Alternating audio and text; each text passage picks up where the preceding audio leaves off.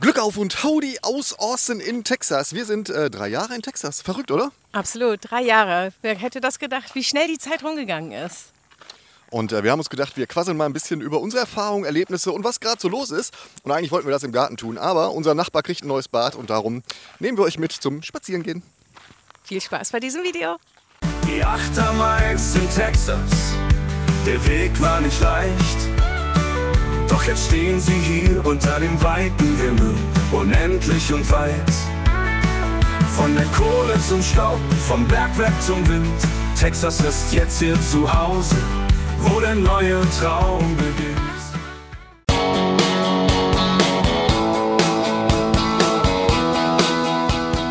Mitten in der Wildnis hier, ohne Klapperschlangen und Co. Ja, 3 Jahre sind wir jetzt in Texas und wir haben gedacht, wir quasseln einfach mal. Wir machen so ein ganz neues Format. Wir nennen es Quasselrunde. Wird mal wieder Zeit, oder? Haben wir schon ewig nicht mehr gemacht. Einfach mal erzählen, was wir so erlebt haben, was wir denken, was wir fühlen. Ja, nachdem die ganzen Shorts ja ganz gut ankommen, back to the roots hier. Also die 8. Mai ist in Texas und ja, 3 Jahre sind wir hier. Und haben wir uns verändert? Ja. Wie haben wir uns denn verändert? Ja, wir haben uns ziemlich verändert. Es gibt so viele Ebenen. Keine Ahnung, sollten wir vielleicht einfach mal drauf schauen, wo wir uns verändert haben. Ja, also da hat sie schon recht. Also wir haben uns schon stark verändert. Ne? Also stark verändert nicht vom Wesen her. Also ich glaube, wir sind immer noch die gleichen Quatschköppe wie vorher auch. Ne? Aber ich glaube, wir haben uns verändert, was die Sicht auf Dinge angeht. Und auch fällt mir gerade ein, was Ansprüche angeht. Also, wir haben keine Ansprüche mehr. Da ist vorbei. Nein. Beispiel, komm, wir gehen direkt rein. Was ich mit Ansprüchen meine, ich habe den Anspruch mittlerweile, dass die Kellner freundlich sind. Also du startest wirklich direkt mit dem Gastrozeug? Ja, ist mir doch egal. Also, oder dass jeder, der irgendwie in der Dienstleistung beschäftigt ist, dass der freundlich zu dir ist. Das ist mittlerweile mein Anspruch. Also so zum Karstadt gehen und irgendwie eine Verkäuferin suchen und mich anmaulen zu lassen, das finde ich jetzt nicht mehr so toll. Gibt es Karstadt noch? Ich habe keine Ahnung. Sind die nicht pleite? Ich weiß es auch nicht. Keine Ahnung, aber du weißt, was ich meine. Ne? Also dieses Verkäufer suchen, und dann irgendwie noch nicht mal ein nettes Gespräch hinbekommen, nee, das möchte ich nicht. Wir wollen doch kein Deutschland-Bashing machen. Du hast recht. Deswegen mein Anspruch ist, freundlich behandelt zu werden. Das ist wirklich ein Anspruch geworden und der ist nicht verhandelbar. Nee, da hast du völlig recht. Ne? Aber das, weißt du, dieses irgendwie, dass alle freundlich zu dir sind, alle, die eine Dienstleistung angeben, das ist total gut, weil am Anfang, als ich hier war, habe ich immer Angst gehabt, irgendwo anzurufen. Ne? Hast ja Sprachbarriere. Ich meine, klar, Englisch kannst du, ne? Aber du kannst halt nicht so gut Englisch. Und glaubt mir, ihr könnt nicht so gut Englisch, dass das zum Leben hier reicht. Darum muss man sich erst einarbeiten. So, und am Anfang ist das so, ich habe immer so Teams-Calls und Zoom-Calls gerne gemacht, aber manchmal musst du halt anrufen. So bei den Strombehörden, bei der Stromfirma oder bei der Gasfirma, da musst du anrufen. Ne? So, und nach 2-3 Mal anrufen ist diese Hemmschwelle bei mir komplett gefallen, weil die sind alle scheiße freundlich. Also die kennen das, wenn einer vielleicht nicht so gut Englisch kann und die wollen helfen, das ist der Servicegedanke. Klar, die wissen natürlich auch, dass jede Gespräch aufgenommen wird, ne? Und die vielleicht danach bewertet werden. Aber das stimmt schon. Diese Freundlichkeit sorgt dafür, dass du auch viel lockerer im Umgang mit allem bist. Ne? Und du kommst schneller rein in die Integrationsphase. Absolut richtig, absolut richtig. Und deswegen finde ich es extremst, mittlerweile bei mir wichtig, selber auch freundlich zu sein. Also und das war die Tina vorher nie. Also die Tina war nie freundlich. Da hättet ihr die mal in Deutschland erleben müssen. Alter Schwede, da war aber zappenduster. Oh, bitte, wer mich von früher kennt, bitte sagt unten, dass das nicht stimmt. Nein, das stimmt natürlich nicht. Ne? Aber das ist so. Ne? Also wir sind fest davon überzeugt, also ich zumindest, dass wie man in den Wald hineinruft, so schallt es auch wieder heraus. Ne? Das ist ein altes deutsches Sprichwort, 1846 von Heinz P. Wort erfunden. Keine Ahnung, aber das ist tatsächlich so. Ne? So und das ist auch so, wenn ihr einreist, hier ist ein aktuelles Thema. Ne? So, ich bin fest davon überzeugt, dass wenn ihr freundlich seid bei der Einreise, ist der auch freundlich. So, und das zieht sich weiter. Ne? Wenn ihr einen Pullover mit einem Polizisten habt und ihr freundlich seid, ist der auch freundlich. Ja. Wenn ihr natürlich dieses deutsche Vorurteil unterfüttert, dass der Deutsche grundsätzlich immer sehr ernst und seriös ist, dann ist das halt so. Ne? Dann müsst ihr halt damit rechnen, dass der genauso ist.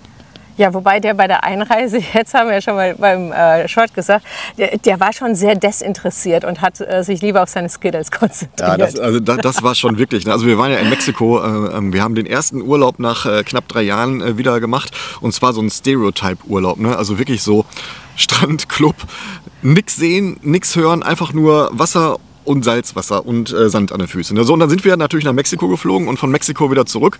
So, und wir sind in Houston gelandet und die Einreise war unspektakulär. Ich war noch nie so schnell. Ich meine, wenn du aus Mexiko kommst, dann ist das ja trotzdem ein International Terminal. Ne? Das ist ja, da bist du mit allen anderen auch. Ne? So, und was haben wir gebraucht? 10 Minuten, dann waren wir durch. Ne? Also da war so ein Custom-Typ, ne? Der hat dann wirklich seine Skittles gegessen und total gelangweilt, guckt auf die Pässe so, wo geht's hin? Austin? Warum? Weil ich da lebe und arbeite. Ich habe ein E2-Visum. Alles klar, zugeklappt, durch. Das war's, ne? Und dabei immer so die Skittles im Mund. Ja, aber ich glaube, der Grund war aber auch, warum das so schnell ging, weil es waren jetzt nicht sehr viele Nicht-Amerikaner auf diesem Flug. Doch, es waren sehr viele Nicht-Amerikaner auf dem Flug, nämlich Mexikaner. Die meistens aber einen amerikanischen Pass hatten, weil sie in Amerika in Austin lebten. Man weiß es nicht. Also wir hatten jetzt auch wirklich Glück. Ne? Es war wirklich nicht voll. Aber das war auch, ja gut, der war jetzt nicht freundlich, aber der war gelassen. Schlechtes Beispiel eigentlich, ne? Wenn ich sage hier rein und raus. Ne? Und dann erzählst du da von so einem Typen, der Skittles isst, um dem dann alles völlig egal ist. Ne? Aber ist halt so. Also eine Einreise abhaken, können wir vergessen. Ne? Das ist alles wie immer. Ne? Manchmal dauert es ein bisschen länger, aber das liegt am Flugaufkommen und nicht an den Leuten da. So, ja, das ist so. Also was hat uns noch ein bisschen verändert? Also wo Thema Ansprüche sagt, ne, fällt mir ein, die Ansprüche an Haus und Mobiliar sind bei mir extrem gesunken. Ja, oh mein Gott, Hauptsache es funktioniert irgendwie. Also dieses Spaltmaße oder sowas, was so wichtig war. Ich weiß noch, als wir das Auto hier gekauft haben, wir haben ein Auto gekauft, was so ein Jahreswagen, das hatte irgendwie ein paar tausend Kilometer runter, relativ neu und das hatte relativ schnell die erste Delle an der Türe. Auf dem Parkplatz, ja, auf diesem riesen Parkplatz, wo ungefähr so viel Platz zwischen den Autos sind, schaffen die es trotzdem, mir eine Delle ins Auto zu hauen. Und was habe ich mich beim ersten Mal aufgeregt? Mittlerweile. Also in Deutschland wäre ich damit tatsächlich hier zur Werkstatt gegangen und gesagt, hier mach die Beule weg. Ne?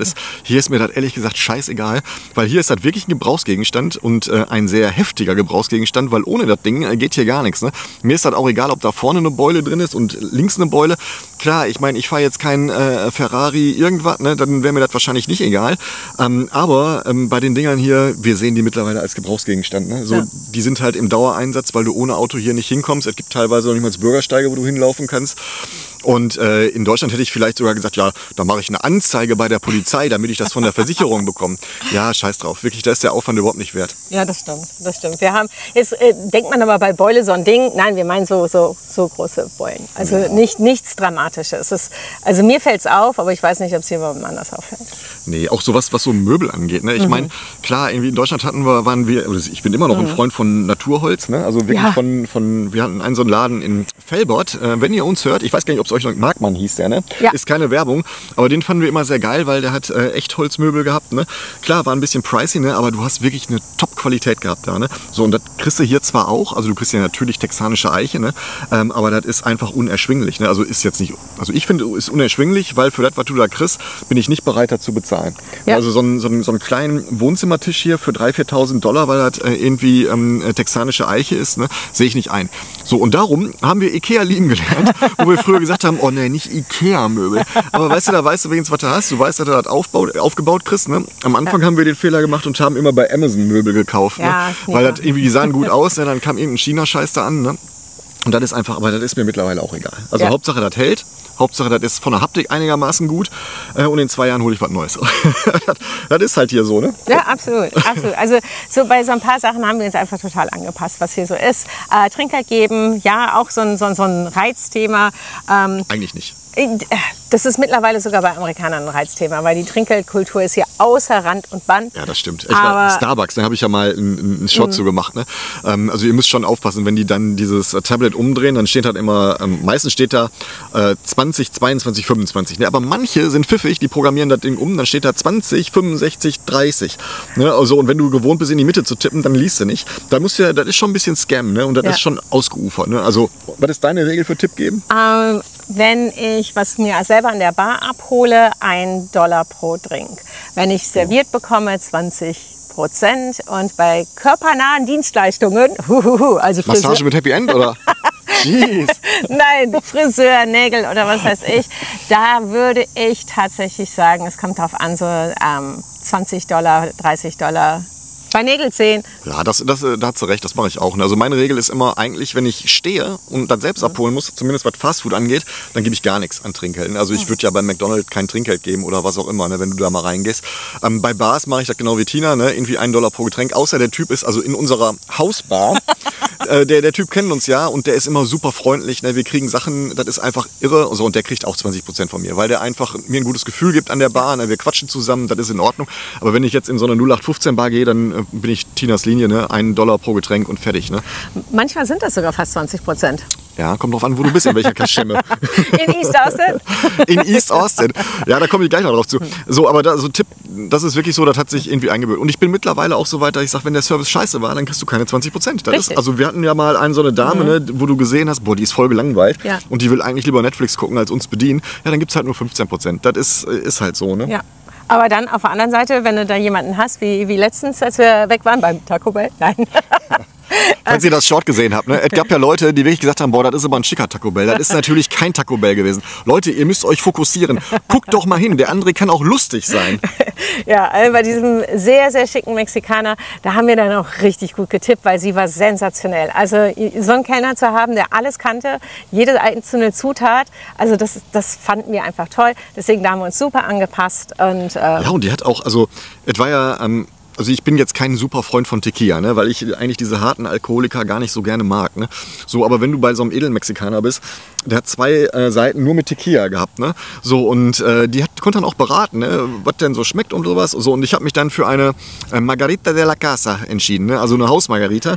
Und die wusste genau, was da drin ist und hat mich auch gewarnt. Sagt, ey, pass mal auf, Kollege, das ist ganz schön scharf. Also wir machen die Hausmargarita wirklich scharf. Und ich so, ja, scharf, sicher. Und die hat mir auch aufgezählt, was da alles drin ist. Und mein Gehirn hat dann wahrscheinlich Sachen falsch übersetzt. Aber ich habe den ersten Schluck genommen und erstmal ein Bier bestellt zum Ablöschen. Ja, nein, aber ihr seht, was ich sagen wollte, wir haben uns ein bisschen angepasst, was das angeht. Wir tippen gerne und nutzen es einfach. Weiß ich nicht. Das ist übrigens sehr geil. Hier waren gerade 2 rote Cardinals. Schade, dass ich die Kamera nicht so schnell umschwenken kann. Also das ist auch was mich ein bisschen verändert hat von der Sichtweise, bevor wir nach Texas gekommen sind. Ne?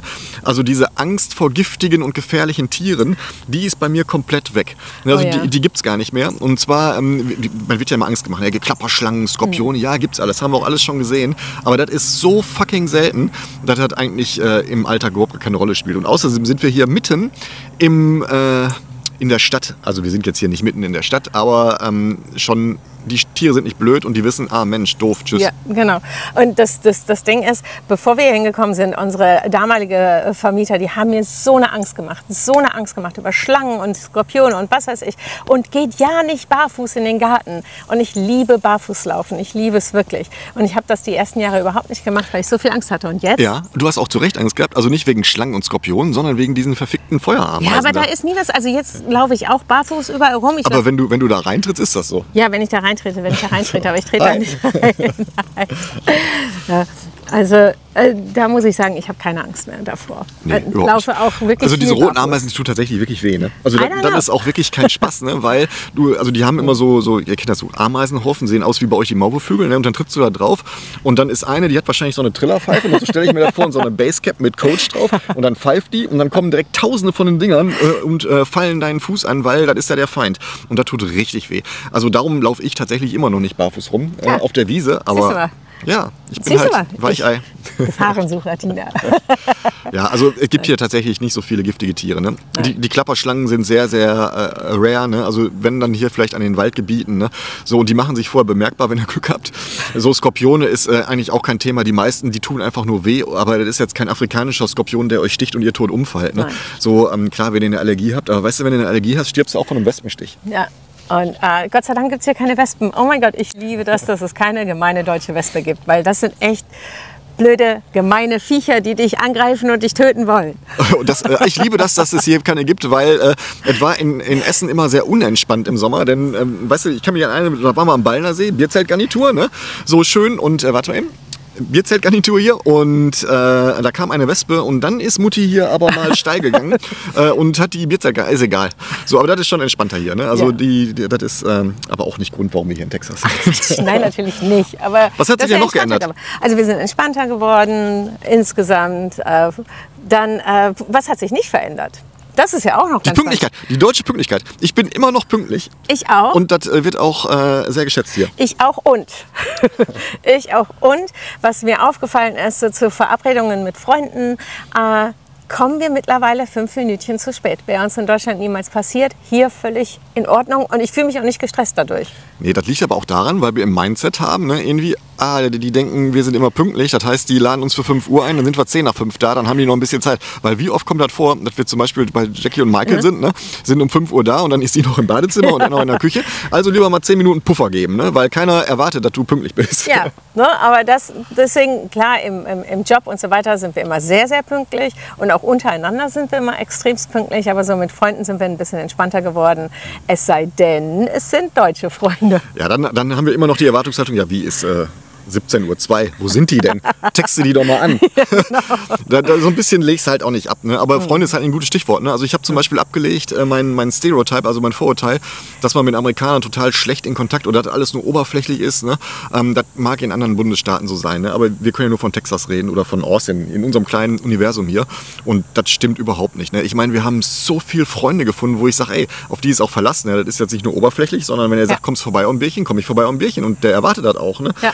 Wir waren letztens bei einem Freund, der gesagt hat, ey cool, wir gucken Baseball, ist gerade Baseball-Saison hier, da spielt die beste Mannschaft der Welt. Und ich so, die Astros spielen gar nicht. Und er so, nee, die Detroit Tigers, also er kommt aus Michigan oben. Und dann haben wir da Baseball geguckt, haben er einen Old Fashioned bei getrunken, ein Bierchen bei getrunken und das ist schon tief. Ne? So, und der schüttet dann auch sein Herz aus. Ne? Also der fragt dann irgendwie, mit Optionsschein handelt er da, ne? Und wollte was wissen. Ne?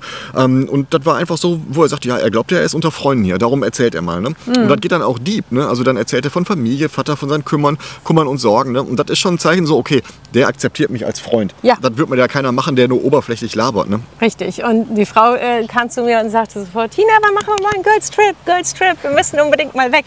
Und das ist so schön, jetzt mit eingeladen zu werden zu diesen Girls Trips. Also die Girls Trips heißt du und sie. Oder kommt da mehr mit? Ich weiß es nicht. Also es könnte durchaus auch mehr dabei sein. Aber erstmal sind wir beide auf jeden Fall geplant. Ja, das freut uns auch. Dann haben wir stummfreie Bude und können noch mehr unglaubliche Baseball-Filme gucken. Also das hat sich tatsächlich geändert. Ne? Was auch dazu führt, dass wir jetzt zum Beispiel beim H-E-B oder so schon Freunde treffen. Ne? Also das ist schon wie früher beim Rewe. Du schiebst den Einkaufswagen und hi. Und schiebst den Einkaufswagen und triffst dann Leute und quasselst mit denen im Gang. Und das ist, muss ich sagen, nach 3 Jahren kann man schon sagen, wir haben fast unser altes Leben, so was soziale Umfeld geht, nachgebaut. Ja, würde ich auch sagen. Also das war echt schön, was du jetzt gerade ansprichst. Wir wurden auf dem Parkplatz, habe ich nur meinen Namen gehört und Deutsch gesprochen. Und dann habe ich mich umgedreht und das war dann tatsächlich eine Freundin. Und das war so schön, herzlich und toll. Also gefällt mir.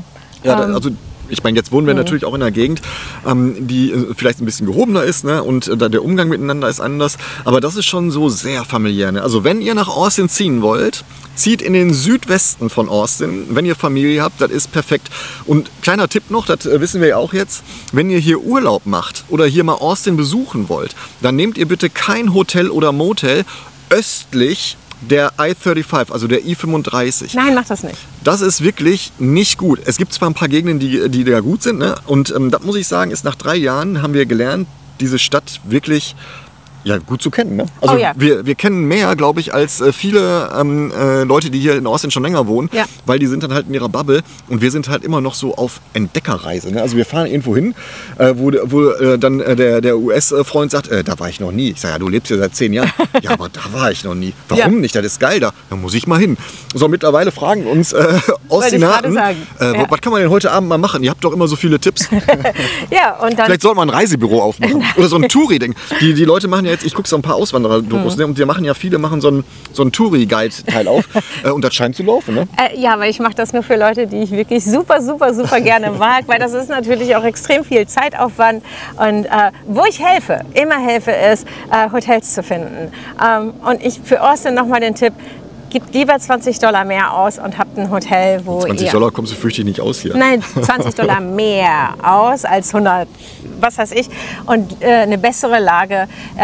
Es schläft sich ruhiger, es ist netter, du bist schneller dran. Und vor allen Dingen, wenn du es machen kannst, irgendwie, gerade in Austin würde ich Downtown machen. Ja, wir haben ja immer noch den Plan, dass wir mal so den perfekten Tag in Austin, so einen Tag, was wir mit allen unseren Freunden machen, wenn die zum ersten Mal hier sind. Ja. Ich glaube, das wäre richtig gut, denn klar, das machen wir natürlich nur für beste Freunde. Ne? Die Chemie muss stimmen. Ne? Ich meine, wir treffen uns ja auch mit vielen von euch, ne, die nach Austin kommen und sagen, Bierchen hast du mal angeboten? Ja, bleibe ich bei. Also Bierchen geht immer. Ja. So, und das ist dann immer für uns sehr komisch, weil ihr kennt uns natürlich, weil wir sind so, wie wir sind. Also ich verstelle mich ja jetzt hier nicht vor der Kamera. Ich bin wirklich schlechter Schauspieler.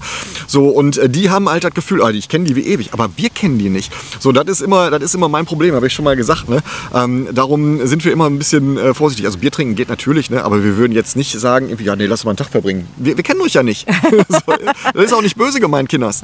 Aber ich freue mich, wo du gerade ansprichst, vielleicht fange ich an, den perfekten Tag direkt schon diese Woche zu drehen, weil wir bekommen Besuch oder ich bekomme Besuch von einem alten Freund von damals. Lang ist her, dass wir uns gesehen haben und ich freue mich so wahnsinnig, dass er mit der Familie kommt und dann mache ich ein bisschen den perfekten Tag mit denen. Ja, genau, mach das so. Ja, nimm die Kamera mit, ne? Ja. Dann können wir hinterher noch ein bisschen quatschen oder ich stoße dann irgendwann dazu, weil einer muss ja Geld verdienen. Also wir verdienen beide Geld, aber einer muss halt Geld verdienen und das gucken. Hi. Hi. Mensch, und wir dachten wirklich, wir setzen uns hier in einem Park hin, wo es total einsam ist und wo keiner ist. Und irgendwie sind die ganzen netten Leute, laufen hier immer hin und her. Das ist auch morgens. Also ich muss sagen, ich habe mir den Tag bis 11 Uhr geblockt und dann fangen meine Termine erst an, damit wir hier so ein bisschen YouTube-Content drehen können für euch. Und es ist jetzt 10:15 Uhr Central Time. Morgens also, und in einer Stunde habe ich meinen ersten Termin und hier sind ganz viele Damen, die ihre Morgenrunde drehen, habe ich den Eindruck. Ja. Ne? Ja. Ich bin der einzige Mann hier auch. Fühlt sich wohl, waren bis jetzt alles sehr hübsche junge Damen. Ja, sehr hübsche 60-jährige Naja, junge das war Damen. jetzt die einzige. Die anderen, die waren hübsch. Also wirklich sehr, sehr, sehr. Da gibt es doch irgendwas Fundamentales, was uns nach 3 Jahren hier verändert hat. Also ehrlich gesagt, ich muss noch einmal politisch werden. Ne? Also meine Sicht auf die deutschen Medien haben sich komplett geändert. Ne? Ich finde das absurd, was die teilweise berichten. Wenn du hier bist, du musst dich totlachen über das, was da berichtet wird. 9000 Kilometer entfernt gibt es so viele Experten. Ne? Darum habe ich aufgehört, das regelmäßig zu gucken. So, was uns nicht verändert hat, das finde ich ja auch noch ganz interessant zu wissen, zu sagen, wo sind wir noch extremst deutsch? Und eins ist Sprudelwasser. Ich trinke Sprudelwasser. Es ist ekelhaft teuer, wirklich Sprudelwasser hier zu Plastikflasche, trinken. die kleine? Die kleine Flasche San Pellegrino. Das weiß ich nicht. In einer Plastikflasche. Und guck mal, den Deckel, habt ihr gesehen? Den kann man, ihr wisst schon, was ich machen will. Der Deckel. Den kann man abmachen. Irre. Gut, aber das ist auch bla, ne? Sich darüber aufzuregen, ob da ein Plastikdeckel dran oder ab ist, ne? Das finde ich totaler Quatsch. Das ist keine Sekunde eigentlich wert, drüber zu reden. Ja, aber ne, also so, wie sagt man irgendwie, du kriegst die Tina zwar aus Deutschland raus, aber Deutschland nicht aus Tina raus. So ein paar Dinge bleiben einfach. Unter anderem Sprudelwasser, spazieren gehen. Ich liebe es, spazieren zu gehen. Also darf ich noch mal Wasser? Also das ist halt auch wirklich schwierig und das hat ein bisschen gedauert, bis wir das geschnallt haben. Ja. Das Wasser, was ihr hier kriegt, auch in den Plastikflaschen, da kriegst du ja dann, weiß ich nicht, in Gallonenweise, aber das ist totes Wasser. Da ist einfach auch, da sind keine Mineralien, gar nichts drin. Ne? Das ist einfach nur Flüssigkeit. Ne? So, und das sorgt dafür, dass du unendlich viel Durst hast hier, weil das ist halt warm. Ne? Also wir machen uns nichts vor. Es ist 10:17 Uhr und es ist knapp irgendwie 28 Grad, was man nicht so merkt, weil der Wind kommt. Aber du schüttest halt immer nach. So, und wenn du dieses Mineralwasser trinkst, dann hast du wenigstens ein bisschen Salz, ein bisschen Minerale und du bist halt auch nicht so durstig. Ne? Also meine Empfehlung ist, wenn ihr hier in den USA Urlaub macht, verzichtet auf dieses Plastikwasser, gebt ein bisschen mehr aus und trinkt Mineralwasser. Das ist wirklich hilfreich. Ja, ich bin jetzt keine Ernährungsexperte, ne? Aber das ist mir aufgefallen. Ja, das ist ja unsere Theorie, zu sagen so, hey, der Körper, der schwitzt halt irgendwie die ganzen Mineralien aus und du wirst halt dann, nein, ich nicht. Und du musst halt nachfüllen. Und wenn du nur mit Wasser nachfüllst, bleibst du halt durstig. Also Wir machen jetzt auch einen Foodblog, glaube ich. nein, machen wir nicht. Und zwar Foodblog über amerikanisches Essen ist total super. Gibt einen Zweiteiler, gibt High-Fructose, Glucose und Kornsirup. Und dann war es das. Aber wir können ja wirklich mal euch mitnehmen zu irgendwelchen Leckereien, wo wir gerne hingehen. Vielleicht mögt ihr das? Vielleicht sollten wir wirklich mal aufklären, dass Amerika nicht aus Fastfood bestellt. Ja. Also wir haben so ein paar so YouTube-Videos geguckt von einer wirklich sympathischen Familie. Ne? Stefan und Simone heißen die, glaube ich. Super. Falls ihr das guckt, schöne Grüße. Schöne Grüße, ihr meine beiden. Kommentare sind nicht böse gemeint. Aber weißt du, ihr seid durchs Land gezogen hier mit eurem Auto ohne Plan, was ja cool ist. Also Roadtrip ohne Plan finde ich gut. Aber ihr wart an sensationellen Orten. Und ihr habt nichts von diesen sensationellen Orten gesehen, weil ihr immer nur bei Popeyes und Wendy's wart. Ich finde das super, was ihr gemacht habt. Ne? Und ihr seid wirklich unterhaltsam und ich gucke euch wirklich gerne. Aber nächstes Mal macht euch ein bisschen schlau. Denn Amerika ist viel mehr als Burgerpampe. Ja, absolut. Vielleicht machen wir mal wirklich eine kleine Videoserie über leckeres US-Essen. Also da können wir mit euch auch mal... Ja, das wird ein Kurzteiler. Nein. Wieso? Nein. Also wir gehen ja hier, ihr wisst es ja, wir gehen ja echt gerne essen und vielleicht nehmen wir euch da mal mit. Geil ist ja immer, wenn du so nach New American Cuisine, denkst du so, wow, New American Cuisine. New American Cuisine ist Frittiertes. Also, egal, aber vielleicht machen wir das tatsächlich mal, so ein paar Restaurants einfach mal über ein paar Wochen filmen und dann zusammenschneiden. Ja. Ich bin ja kein Freund von Schneiden, merkt ihr ja, ne? So, aber Ladies and Gentlemen, es ist 10:19 Uhr und ich fürchte, ich muss langsam in meinen Zoom- und Teams-Marathon. Ach, jetzt wolltest du schon ändern? Ich wollte jetzt noch, ja, dann hau rein. Ich wollte jetzt noch Die Bühne ist deins. Was wir noch sehr gerne machen, spazieren gehen. Also wirklich spazieren gehen. Wir lüften immer noch. Wir lüften. Wann? Mit Fenster auf, fragt Nina, da muss ich ständig das Fenster zumachen. Ja, also lüften tun wir tatsächlich, ne? Wobei das nicht ganz so sinnvoll ist hier, weil die Klimaanlage natürlich dann extrem pollert. Ne? Also wir haben die zu Hause eingestellt auf 75 Grad Fahrenheit, können wir selbst umrechnen. Das heißt, die Temperatur wird gehalten.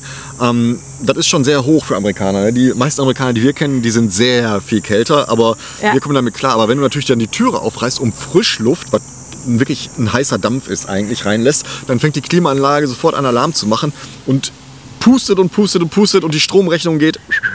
Aber du hast ein super Stichwort gebracht, was wir jetzt wertgeschätzt haben zu lernen, gelernt haben, wertzuschätzen, ist Klimaanlage. Also dieses, ich weiß noch in den ersten Wochen, als wir immer rein und raus, das immer dieser Schock, ne, vom heiß ins Kalt. Da haben wir uns dann gewöhnt, ne? Mittlerweile super, ich mag das. Also wir hatten auch am Anfang immer das Haus auf 78, mittlerweile sind wir auf 75, weil wir einfach auch diese Abkühlung brauchen. Also, und auch Eis im Getränk. Aber also ich glaube, das macht auch den Unterschied zwischen Hitze in Europa und Hitze hier, weil du hast hier immer Fluchtpunkte. Ne? Also du musst nicht, wenn du eine Stunde draußen bist, ist dir natürlich warm, aber du wirst sofort runtergekühlt und darum empfindest du das als angenehm. Ja. In Deutschland ist das so, ja, kein Mensch hat Klimaanlagen oder noch nicht. Ne? Wird kommen, glaub mir das. Ja. So, und die Amerikaner, mit denen wir jetzt gesprochen haben, die waren in Italien im Urlaub. Ne? Ja. Die hat sich dann beschwert, irgendwie, boah, die Klimaanlagen waren ja Horror. Das war ja keine Klimaanlage, die ist super laut gewesen. Ne? Was ja tatsächlich so ist, ne? Wenn ihr in spanischen Hotels oder italienischen seid, dann haben die Klimaanlagen, die böllern richtig. Und hier hörst du die meistens nicht. Ne? Also hörst du unsere Klimaanlage?